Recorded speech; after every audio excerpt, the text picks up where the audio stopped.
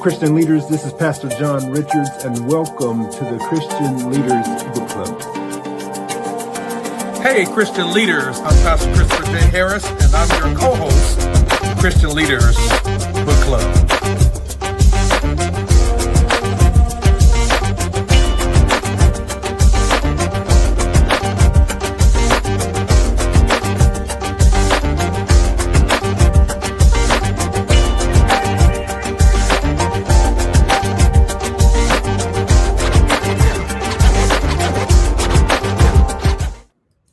All right, what's up, everybody? Happy January. Happy New Year. Happy New Year. This is our first one of 2026, man. Listen, Pastor Christopher, I know you be streaming all the time, but I only know what Soul Care Today is. Huh? My man got welcome to Soul Care Today. I got the wrong banner up there. Lord have mercy. When you stream to multiple things and got multiple platforms, you know what I'm saying? That's just how you roll. Lord have mercy. I'm here though. I'm locked in. I'm locked in, bro. I'm locked in. My apologies for that. But we are here, the Christian Leaders Book Club, man, and it's a brand new year, bro. Man, 2026. We got 12 books on our list. Yes, sir. And we are excited about all of them. Last time we went through our process of picking those books, we were like, man, we got a pretty solid list across the board. We got a very solid list. We got a very solid list. So yeah, man, we got some people who have been with us the past 3 years. Man, this is year 3. That's crazy. And then we got some new people joining us now. So yeah, man, we got 12 books, and it's gonna be a fantastic year, I think. It's going to be an amazing year, and I'm excited, man. There are the books for this year. They're the books for this year, and it's going to be absolutely incredible, absolutely amazing. I'm excited about it. Those of you that are watching on all the different platforms, engage with us. Type in the chat that you're listening in, that you're going to be listening in today, and it's going to be an amazing discussion. But let's Pastor John, this is January, so let's lay out the year, man, where we're headed. And actually, let's do this too, Pastor John, as we walk through the books, just introducing the year. Tell everybody a little bit of our rationale this year for some of the books that we picked. Because last year, really the last couple of years, but in particular last year, we started this process of we picked a book that we said, we don't know if we're going to agree with this or not. So it was an incredible discussion. But we're starting out the year with this bestseller. Everybody's talking about it. Yeah. Why? Why did we start with this book? Well, I mean, obviously, if it's a bestseller and everybody's talking about it, sometimes, as leaders, especially Christian leaders, you want to make sure you are aware of what's going on around in the culture. And so we thought this was a good book for us to read, just because folks are talking about it, and we don't want to be someone who comments on a book or comments on things that are in a book without actually reading the book and understanding it, because, people do that these days. They offer commentary without actually reading. Don't they do that? All these Bible scholars out here. But I digress. So that's why we're doing it. So bestseller book, a lot of Christians, a lot of our congregants have read it. You know what I'm saying? And so you got to know what the pulse of the culture is. And this is one of those culture pulse books. When you have a New York Times bestseller, you might want to check that out, pastors, leaders, Christian leaders. Yep. Next month is kind of like, the love month, the relationship month. It's Valentine's and all of that stuff. So we said, you know what we're going to do? We're going to pick a love book. We're going to pick a love book. And so as a tribute to that, and sort of to kind of do a twofer, we wanted to support one of our very own, and then also support a Black author, because it's also Black History Month. So we're going to be doing Marriage Be Hard by Mr. Kev on Stage himself. Bad grammar, but great title. Bad English, but good principles. Exactly. Yeah. So I'm looking forward to that, man. Kev on Stage has been around for a hot minute, and kind of hearing, and you and I, we love marriage content. We love creating it, hosting Yep. it, all the Yep. things. And we Yep. think marriage is prominent in our society, should be. So we're looking forward to having that conversation. Yep. Yep. Talk about that third book there in March. March, we got N.T. Wright, Simply Jesus. Let me tell you, man, I have various scholars on my list of favorite scholars. Yeah. Wright is a top 5 for me, for sure. Wow. Without a doubt, man. He's one of my people, especially when it comes to Jesus, the resurrection, and anything in the New Testament. N.T. Wright is going to be that guy. And I just like his accent, man. I like English guys, man. They just sound intelligent talking. So looking forward to that, Simply Jesus. And we picked that because this leads up to Easter, and want to make sure we focus on the main priority around that. Yep. And quick random salute, shout out to Pastor Hart Ramsey, Dr. Hart Ramsey, because he's got that accent, and he says he uses it to his advantage. I would too. I would too. It's a secret weapon. Yeah. Neither one of us had read this book yet, but we've been around lots of spaces and lots of people who speak very highly of Bob Goff, and so we said, you know what, let's read a Bob Goff book this year. Love Does, which I think is a little bit of a lighter read after starting the year a little strong, and right after N.T. Wright, because I'm sure there's going to be probably some heavy theological constructs provided there. So we're going to go to Love Does. And then we got Ryan Holiday's Ego is the Enemy. Humility is huge for me. Philippians 2 is my life passage. I love the Christ hymn there. And so Ego is the Enemy is Ryan Holiday's book that deals with this idea of humility. And it does it from a cultural icon perspective, not necessarily a Christian book, but it also talks about how in culture, like ego is the enemy. And we need a lot of that in our climate today. A lot of folks need to be able to read that. So I'm looking forward to that book for sure. Yep. The very next month is June. And we figured, we haven't done this in the past, but the very next month is June. We're going to deal with Juneteenth. So that next book is Juneteenth. And we're excited about, kind of reading that book, especially in a context as of late where history resources like this have been called into question. So we're going to go there and unpack that. Yep. Paul Miller's, is that The Religion of American Greatness there? Yep. Y'all know we got to deal with a book that deals with the history, quote unquote, of America. And so this one's dealing with the religion of American greatness. Like there is actually idolatry around the greatness of our country. And so we want to provide some historical context around some of those things, and looking forward to reading that coming off of Juneteenth. And we said that month is when the country is celebrating, is it 250 years? 250 years. So we wanted to make sure on that anniversary that we help provide some 250-year history on the religion of American greatness. I think one of the lines, I haven't read the book yet. Let me just, full disclosure, I haven't read the book yet. But I think one of the lines that may come up in that book, let's just see if I'm right about this, is that whole infamous refrain, "This is not who we are." Let's see if that's true. Ooh, it is. Spoiler. Spoiler alert. The common rule. Mm-hmm. We're gonna go there. The habits of purpose and all the things that come along with distractions and all that kind of good stuff. So I'm looking forward to kind of dealing with that book. That's going to be kind of a spiritual disciplines book. To talk about how we're navigating life in an age of distraction and all that kind of good stuff. I'm really excited about this next book, man, because it's not even out yet. Not even. Hey, it ain't even at the press yet. But when we saw Charlie Date's name, it's at the press, but it ain't to us yet. When we saw Charlie Date's name and what hath justice to do with righteousness, we were like, "Oh, Dates is going on the list." Absolutely. If anybody can talk about justice and righteousness and talk about preaching justice and righteousness, it's going to be Charlie Dates. So we're looking forward to that book later on this year. And hopefully, man, we might be able to reach out to Dates and have a conversation with him. Somebody tag my fraternity brother and tell him to jump on here with us that month. Come on, man. Come on, Dates. Tag him. Tag him. Tag him. Then we're gonna go to, this is one of my favorite thinkers, man. He's just a solid thinker. Mhm.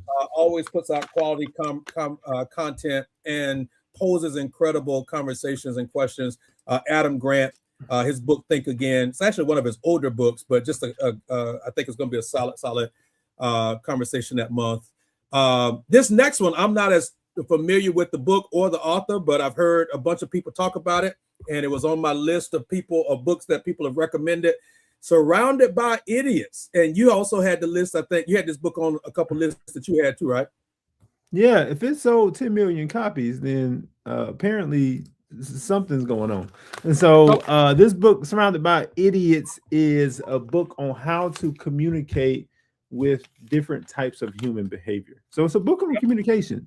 You know, you and I have talked about, that being one of the list of books that we like to read. So we wanted to make sure we had a book on communication, and the title just caught our attention. And then 10 million copies. Somebody reading it. Somebody's reading it.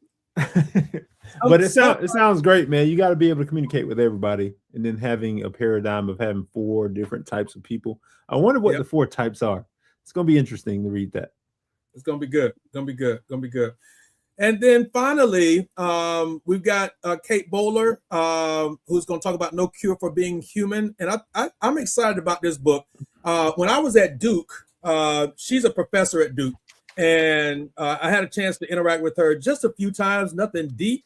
But I was refreshed by her spirit, but also, man, just refreshed by when I was there, she was just coming off of, not just, I shouldn't say just, but she had come off of a cancer reality, and had become cancer free, and just really talked about the vulnerable. She really presented a very vulnerable way to approach this and all of that. And I think, coming upon the holidays and, dealing with emotions and feelings and just all the stuff and navigating all of that, I think that's just going to be a great book for us to jump into. It's going to be really good, man. Yeah. So those are 12, man. Looking Here forward we go, bro. Yes, sir. Yes, sir. Yeah, here we go. Hey, somebody just said hello, Pastors Rose on YouTube. Is it your YouTube or mine? Probably, maybe mine. I don't know. Yep. Hey, Rose. Glad to have you on with us. Good to Rose, have you. Rose, I got to make sure Rose not a bot, because it's got that. Yeah, I see XGN2YMA. So I'm assuming the best. Thinking the best of people. Yeah, even if they're bots. yeah. So man, where are we at today? We are talking about the let them theory. And when I tell you, first of all, I'm gonna start with the positive. Man, I enjoyed looking at this bright green. Whoever pulled this up. Wow. Yeah, I mean, it's inviting. The green is inviting, bro. Yeah. Yep. Why are you laughing? I don't like it. Why are you laughing? Oh, you got in trouble? Why? He said, not a bot. It's Antoinette, Pastor. She called you by your name, your church name, Pastor Christopher. My name Bennett, and I ain't in it. Well, Antoinette, you got Rose-X2G9M on there. How was I supposed to know that was Antoinette? I don't know who that is. And which Antoinette? I know a bunch of Antoinettes. Hey, man, so wait, you telling me the green is the only thing that was positive about the book? No, I got 3 or 4 other good things. You just like the green color. Okay, you got the green. Yeah, I'm starting out with the color, man. I just wanted to. It's an incredible. I don't know. Is that color psychology? All of that. It captures the attention for sure. Yeah, man. I agree. Yeah. I'm there with you. Okay, now I'm there with you. What else was positive, Pastor Christopher, about the let them theory by Mel? Is it Robbins or Robbins? I think it's Robbins. She says Robbins. Mel Robbins. Okay, Robbins. All right, Mel Robbins. Yeah. So I think this book is a good starter. A good starter for people who are addicted to people pleasing. I think it's a good starter for people who want to micromanage everything.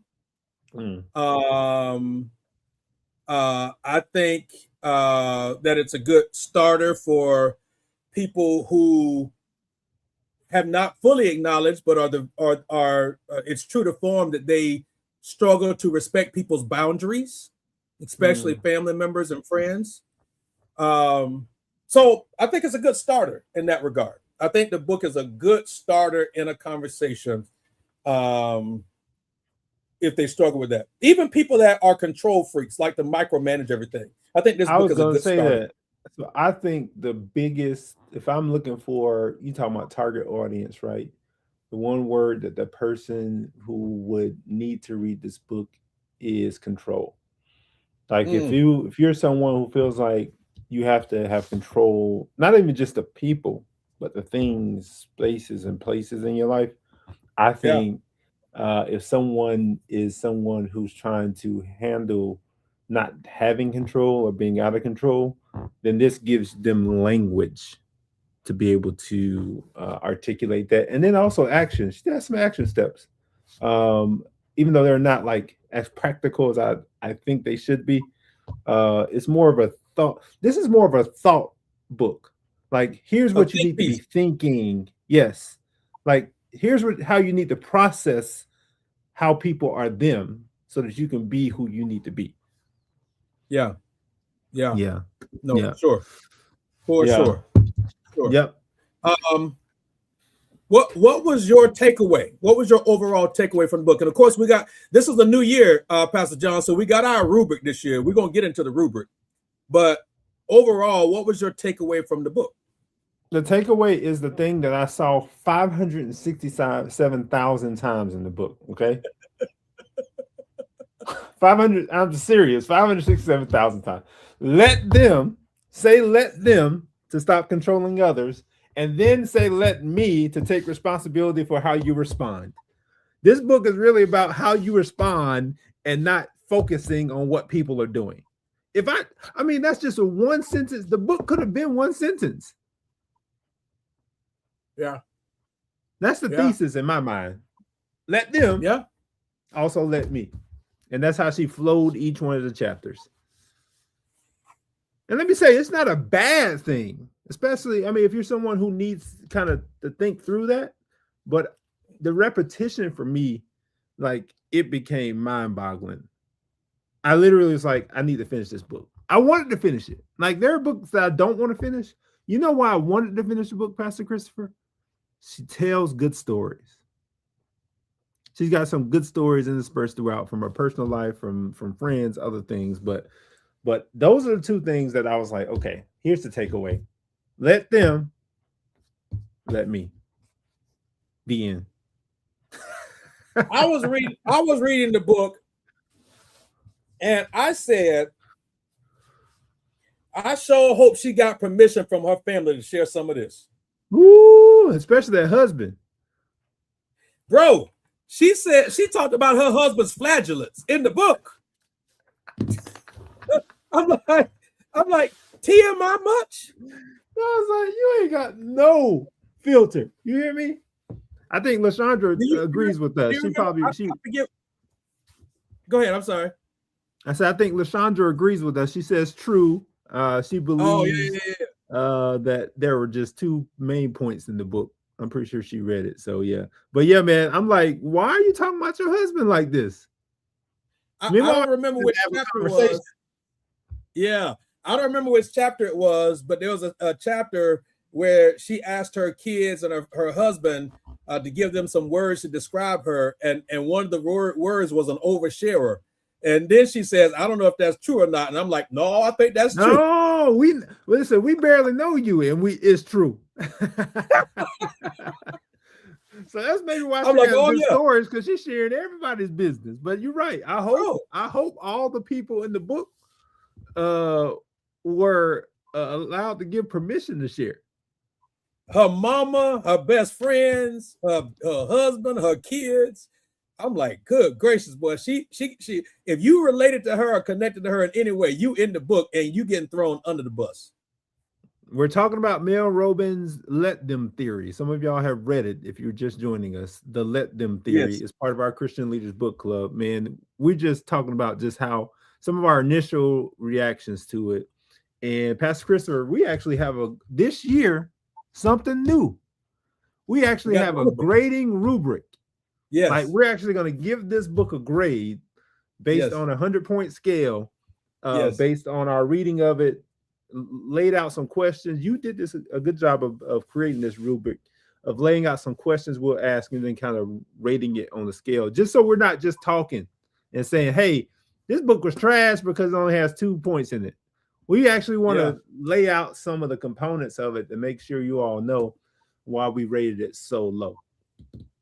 Yeah, and he said why we rated it so low. And we didn't want to be arbitrary, you know, in our critique. We wanted there to be some level of consistency and objectiveness, that all the books we're reading, we're judging it on the same standard, right? And so we're gonna go from there. But let me just say this. You mentioned it, but let me just say this, at least from my end. Pastor John, this book was painfully redundant. It was painfully redundant. You said you wanted to finish the book. I didn't want to finish the book. I did not want to finish.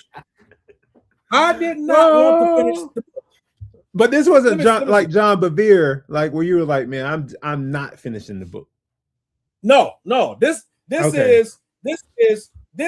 book is 20 chapters, and it could have been 5. 5, yeah, for sure. I mean, the chapter on being single, she had like 3 chapters on being single and dating, and I'm like, that could have just been 1 on relationships. Yeah. I agree with you for sure. Yeah, it could have been, but you can't sell New York Times bestseller without 300 plus pages. Is that what it is? The contract. You got to have a page count. The contract. Yeah. All right. So overall, would you recommend this book? 0 to 1 means no. 2 to 3 depends on the person. 4 to 5, yes. And I already know who I'd send it to. 3 depends on the person. I just talked about, control. Somebody who's trying to control things and people in their lives. Maybe be someone who needs to let go of some things, and we all do. Like, there are things that all of us could take away from it. So I would say 3 depends on the person. What about you? 2, and I'm being generous. This is Mel Robbins' The Let Them theory, y'all. We're reviewing. So, would you recommend it? 3 depends on the person. We're going through a grading rubric right now. So I got 3. He has 2. All right. Next section is what? Author's credibility. Author's credibility. So she has a JD from Boston Law School, former public defender, has spoken publicly and been diagnosed with ADHD, anxiety, dyslexia. She's very transparent in the book, like oversharing, as we mentioned. And I think consistency in the book is probably an overstatement, because consistency leads to redundancy. Let them let me.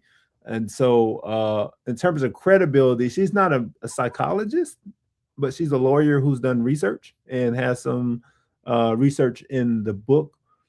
So I think on the scale, we have a scale from what? Questionable to solid to highly credible, right? Yeah, I didn't put numbers on that, so that's a mistake on my part. So we'll have to kind of spitball this for a minute. I'll fix it next month. I did 1 to 10, and so I had a solid 6. Only because she cited other people. She had some MIT in there. She had some Harvard. She had some other research. So she did some research. It just, I can't go questionable because of the research that was in that. Now, I wouldn't go highly credible because she's not in her area expertise or field and has not done too dig a deep digging of research, but no, we're gonna go 6. No, I'm gonna give 7. her I'm a sorry. 4. 6, 6, 6, 6. 4. Yeah, I'm gonna give her a 4. She did bring in some experts, right, and quote some other people, but the basis of her theories, I don't think she clearly acknowledged like this is not a new thought. Here is where I got, or here's how I hibernated this together, or here's how I coalesced this together. And to be candid with you, it's not really a theory. It's not. It's not. It's not. Like It's a lot not. of researchers would be like, "What?" So that's Yes. what I would say. It's not really a theory, right? Yeah, but theories have formulas to them, and this doesn't have a formula. There's no formula. There's no formula. No. So yeah. All right. What's next? Fun and engaging? Fun and engaging. How enjoyable was it to actually read? 0. Oh. Hey man, you're terrible, man. Are you serious? Guilty. 0. Wow. After chapter 1, I felt like I was being dragged. After chapter 1, it was hard to stay with. So my wife started reading with chapter 1. It was let them let me. Let them let me. I felt like I was in a bad group chat and I couldn't get out. I felt like I was in a group chat with some Apple and Android people, and the Apple people kept reacting, and the Android people kept reacting, but it was on 2 different platforms, and I couldn't get out. That's what it felt like reading this book. That man gave it a 0. It's just crazy. Amanda Nelson said, "No fun to read." Thank you. To read. Well, hey, don't drop out our book club now. We picked a book that was a bestseller, so we want to make sure y'all know that. So don't put that on us. If we got any loyalists in here now, they mad at me.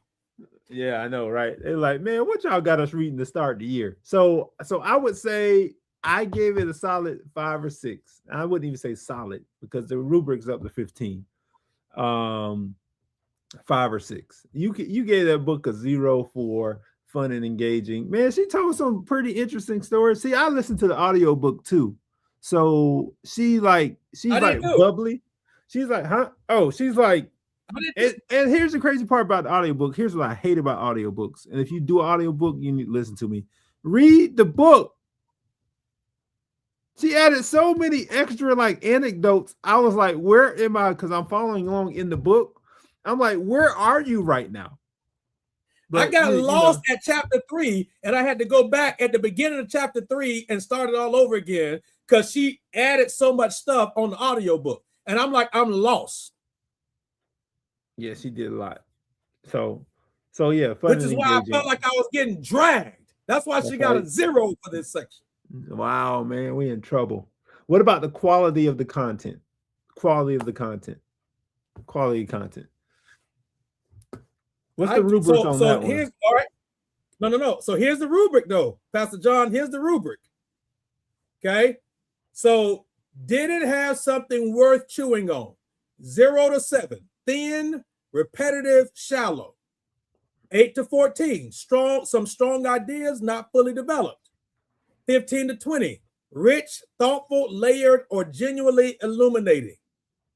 So without me even giving it a number, and I wrote down some notes here as I was reading through the book. I think the book is a oversimplification of complex relationships. I think the book could be a cop-out of people doing their own hard work, internal work. I think the book could become emotional avoidance and emotional neglect. And so, because it is also painfully redundant and an oversimplification, I think it is thin, repetitive, and shallow. I give it a 3. Hey, she might not even get double digits total from you, man. You might not. Mark Leverett says, love the dialogue, appreciate transparency to redundancy, big eyes. My takeaway, let them is good depending on the lens you look through. Follow Christ. Overuse of the term can lead to disconnecting from folks I would love to distance myself from. Yep.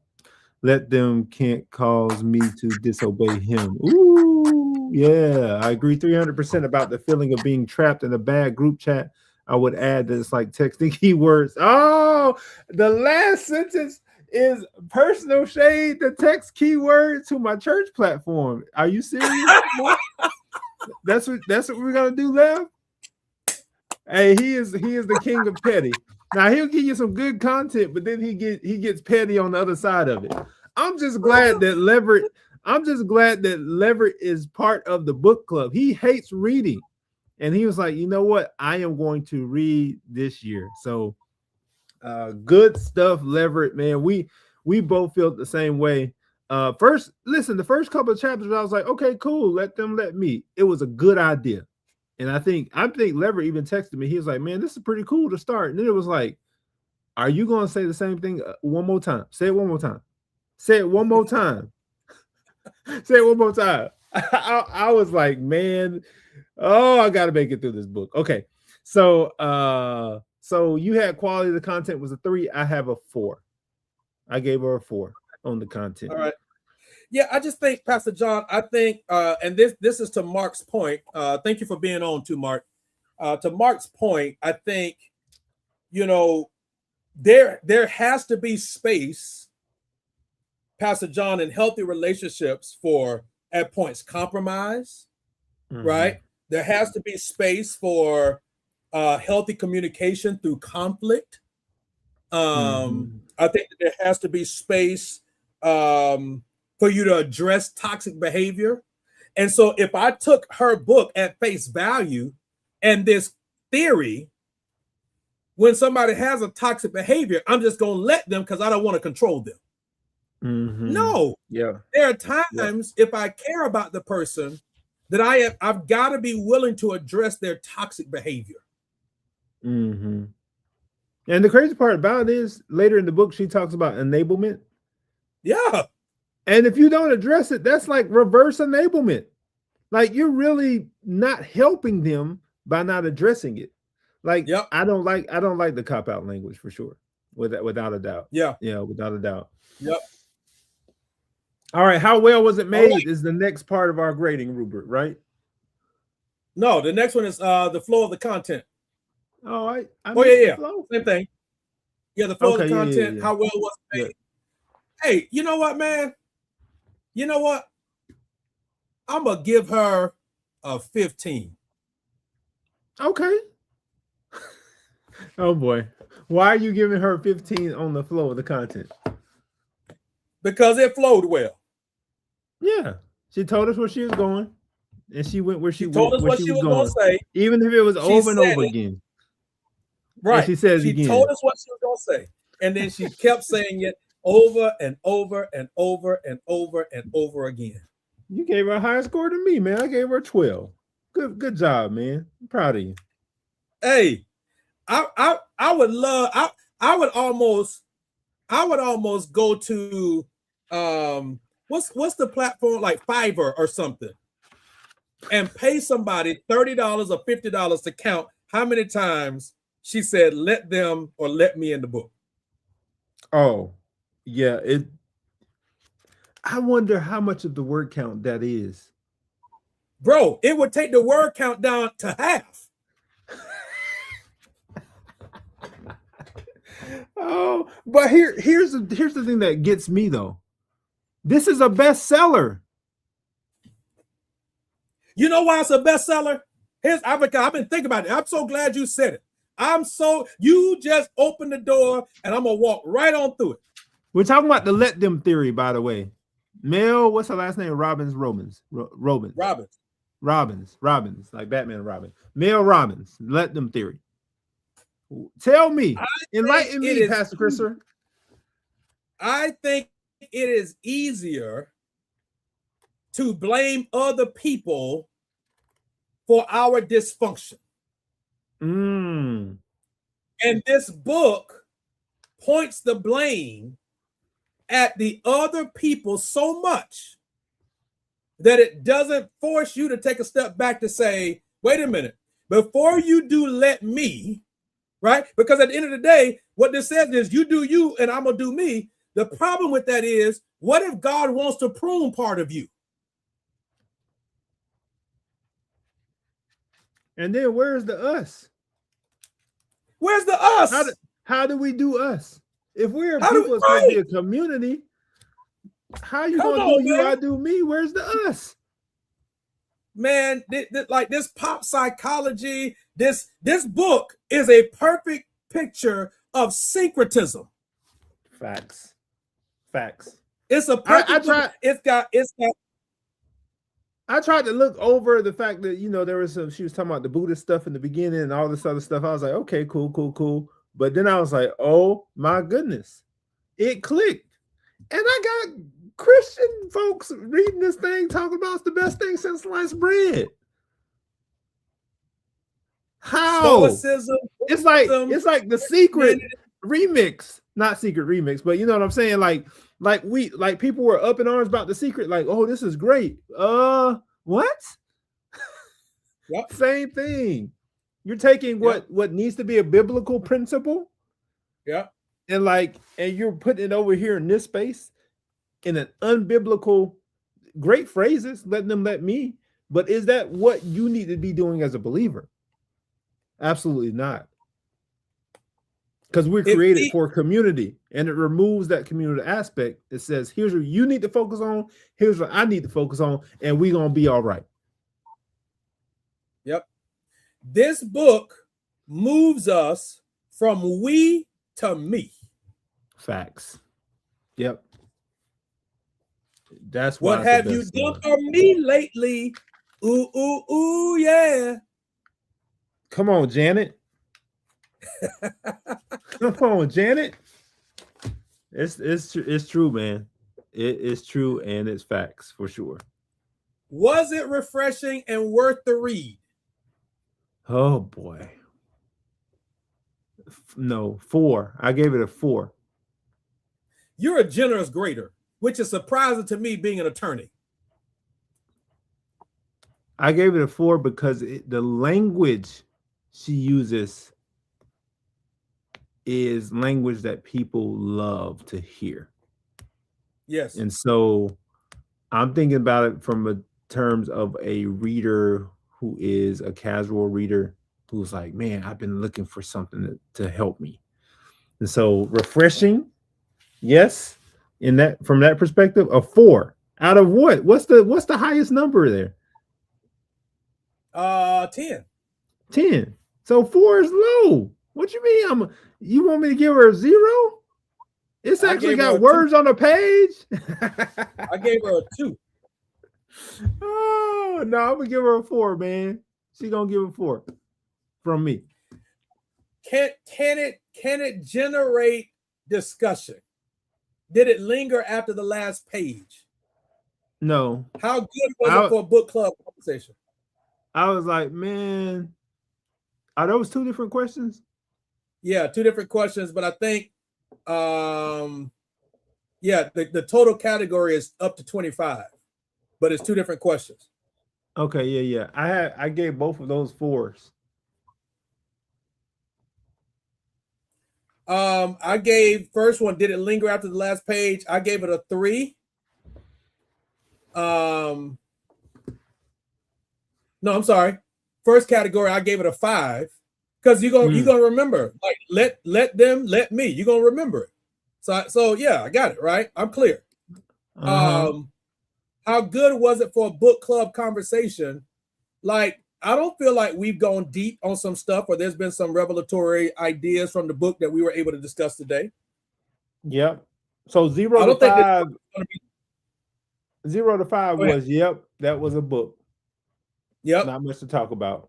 So that's why I gave it a 4. It was a book. I put it on my book reading list for Goodreads. I put it as a book I read. So you gave it a total of an 8. Yep, 4 on that one, and then 4 on the did it linger piece. All right. It wasn't forgettable because now I can say let them let me, and people will know what I'm talking about. So I can't say it was forgettable. That's gonna linger, so to speak. You know what I'm saying? Like let them let me. I'll be able to have a conversation with people about how selfish that is. But I mean, it wasn't something I want to say. I'm never gonna remember anything from this book. That's what forgettable was to me.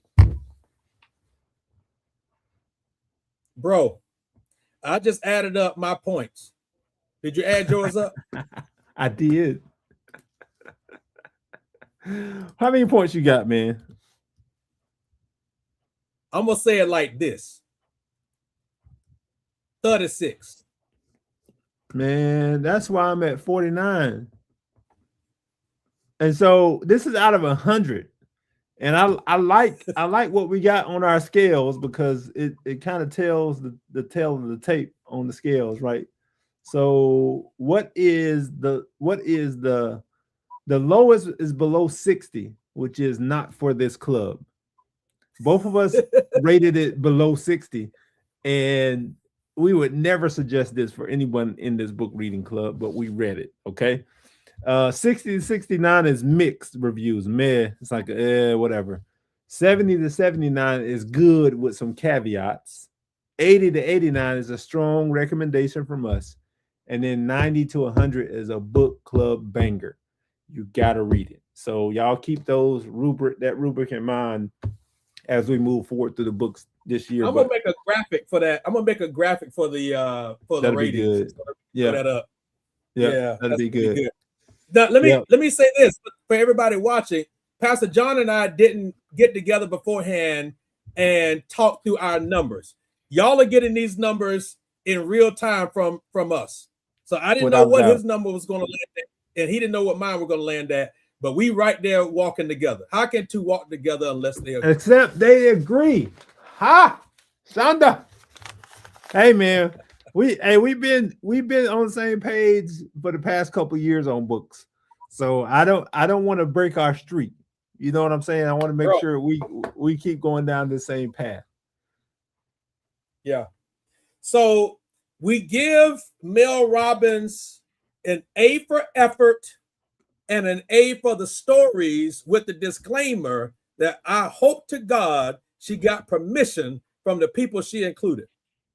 But she gets a D- for quality of content and life-changing information. And this tells us something, readers, people who are reading, people who want to read. Just because someone has sold millions of books, and just because someone is a millionaire as a writer, does not mean that they need to have your ear or your eye, because they could be leading you in a direction that leads you away from biblical truth. Now, obviously, Pastor Christopher, we read books that we don't agree with, right? But this is one that it's not just one we don't agree with. It's one that sows seeds of disinformation about how Christians need to react to situations and interact with people. Like you said, it's a syncretism. It's the little foxes that spoil the vine. Like, I'm not worried about books that we reviewed last year where people are like, man, that's just all the way off. It's just the little nuances where it's like, it sounds like a little bit of truth, going all the way back to Genesis. Half truths always lead us down destructive paths, man. Yeah, that's good, bro.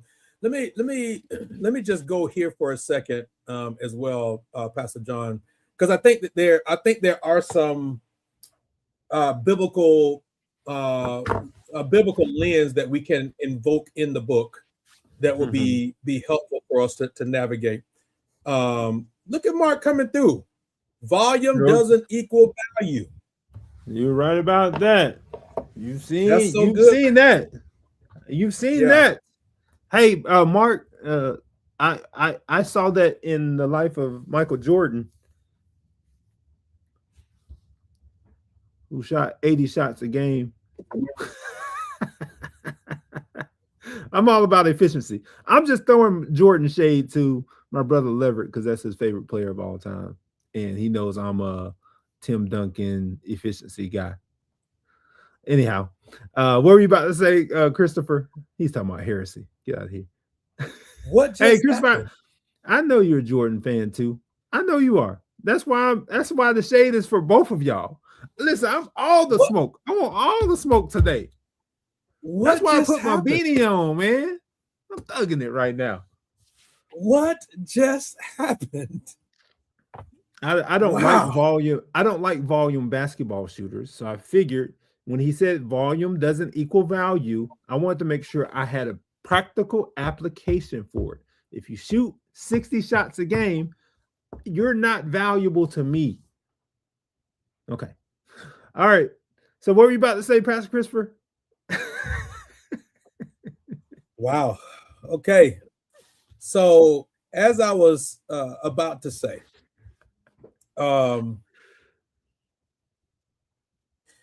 this book, I think, when it comes to conversations around justice, can be very dangerous. If you are in a situation where something systematically is unequal and unfair, to embrace the let them theory can be generationally destructive. Especially if you have the power and the influence to bring positive change in a way that is helpful. And as I finished the book, that was one of the things that I thought about, that I think that this book, it provides some strategies. It provides some strategies that promote passivity in a way that God may be asking us not to be passive. So you're telling me the same thing that the slave masters did to let them enslave people, she's doing in this book. Let them. Wow. So we would never have the Underground Railroad. We would never have emancipation. We would never have the civil rights movement if we adopted this strategy. Let them.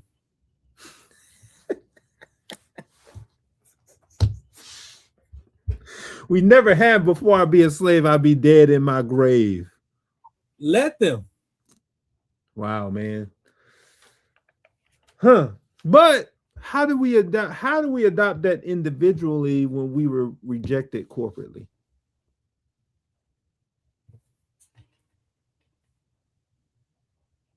Say more. People have adopted it individually. They love it. Like, yeah, let them, let me. But then they're the front people who are on the front line doing justice work. Like, they don't let them to dictate their corporate action as justice warriors, but individually in their relationships and whatever it may be, they say, oh yeah, let them, let me. Like, what is the cognitive dissonance between that individual work and the corporate work? Yeah. I just think, man, I think the theory, which is not, but the theory is just such a posture of detachment, and such a posture of disengagement, that, like, when I look at, and I want to go very churchy here for a moment, Pastor John. When I look at the principles from Jesus's teaching on the kingdom, I don't see let them. I don't see let them. Right? I don't see, oh, okay, well, Pastor John is teaching something unhealthy or toxic, or he's leading in a way that is unhealthy or toxic. We are connected in relationship together. I see that, but just so that I don't control him, I'm going to let him, because I'm going to let him be him and I'm going to be me, because I can't control him. I don't see that in kingdom. In kingdom, I see that I become complicit in your anti-kingdom leadership if I see it and recognize it, and if we are in relationship. My assignment is to love you enough to pull you aside privately and say, brother, let's have a conversation. And then as a person that is connected to the larger kingdom in the right way and the right approach with the right spirit and the right heart, if you are toxic in the environment where you're now herding sheep, my assignment is not to just let you still be a dangerous shepherd. My assignment is to protect the sheep. Yeah. Wow. You know what I would argue, or I would posit just theoretically, is that the people who are eating this up the most, subgroup genre, is evangelical Christians, because it espouses the rugged individualism that allows them to ignore systemic issues, right? And so at turn of the century, that's what our country turned to was, hey, pull yourself up by your bootstraps. And this rugged individualism that she posits in this book is speaking their language. So it's like, man, yeah, let's lean in there. They're the ones buying the book. And reading the book and making her a millionaire. Folks that know the gospel and know the Bible and know what the Bible says about these things, eat it up because it feeds into their ego and who they are.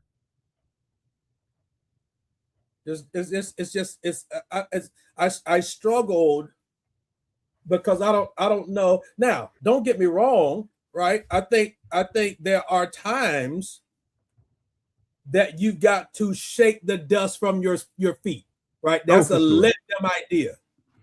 Yeah. But I don't know that that's the default. And even when you look at the principle of shake the dust from your feet, there were attempts first for reconciliation. There were attempts first for prioritizing relationship. There were attempts first for, as much as is possible with you, live at peace with all men. The shake the dust from your feet is not the first posture or position we take. It is the discerning one we take after we try. The great lengths that God went to reconcile a people to himself, and for us to use a cop-out not to reconcile relationships with other people by saying let them, is an affront to the gospel. Yes, sir. Yes. Period. Yes, sir. That's why this was problematic for me as a Christian and a Christian leader and a believer who knows that other people have read this and have adopted it as gospel truth. I'm going to be teaching on this later next week at a couple conferences that I got to speak at. I'm going to say this, and I'm not going to expand too much more on it. I need to unpack. You got content that you got to unpack. Yeah. The algorithm has become the new discipleship pastor. Yep. Without a doubt. That is 1000% fact. Can't argue with you at all. That's crazy. That's crazy. That is wild, man. Hey man, we start this year with a banger. But we got a book in line next month that talks about marriage, man. Both of our passion areas. Both of us have been married for a good length of time to women that we love and we appreciate and we adore. And we're going to be talking about marriage next month. Now, if you're not married, don't worry about it. We're going to talk about relationships in general. And I think reading a book by Kevin Frederick and his wife is going to be a good way for us to be able to have that conversation. Looking forward to that in February, Pastor Christopher. Yep. Let me just very quickly say prayers and wisdom to all of you that may be in a part of the country that may be experiencing inclement weather over the next few days. Please be safe. Please be discerning. Please be wise. Please be prepared. Don't be like God's going to take care of us. Yes, he will, but he will also lead you to go get some non-perishable food items. He will also lead you to go get some batteries. He will also lead you to go get some blankets. He will also lead you, et cetera, et cetera, et cetera. So just be wise, be discerning.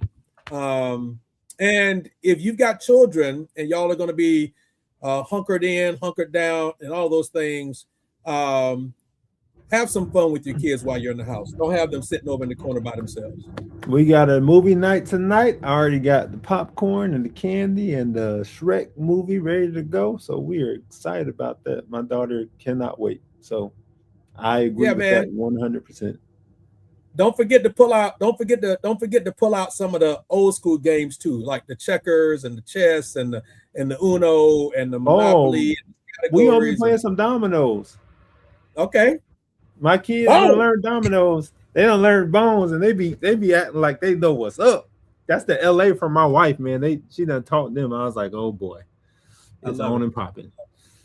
All right, we are on. What's next month? What's our date? February what? 20. Let me see. Where my calendar here? 27th. Just had 27th. Yes, 27th. Yep, February 27th. We'll be right back here. Y'all follow us on YouTube, on LinkedIn, on Facebook. You can click the link in the chat or in the post to tell you how to actually join our email list. That way you can stay in the loop. And we're going to also be thinking about some other ways to engage with our list beyond just when we go live each month. So thank y'all for tuning in. Y'all get the book, Marriage Be Hard, so y'all can be ready for the discussion next month, and invite some other Christian leaders to be a part of the discussion. Our goal is to help add value to the kingdom of God and help to develop leaders in the process. So we're glad you guys are here. Thank y'all for tuning in. Thank y'all for being a part of the discussion. Have an amazing rest of January, the beginning of February, and we'll see y'all in a few weeks. Peace out.